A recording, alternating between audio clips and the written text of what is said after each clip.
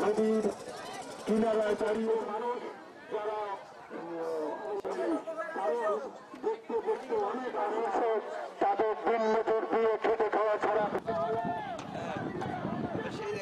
আমাদের সন্তানরা কি আমাদের মতো এরকম পানিতে ভাসমান না থাকবে? তারা কি উজ্জ্বল ভবিষ্যৎ কখনো দেখবে না? প্রায় 300 থেকে 400 বাড়ি নদীগর্ভে আজকে বিলীন হয়ে গেছে। এই নদী ভাঙন রোধে এখানে আর কোনো স্কুল কলেজ নেই।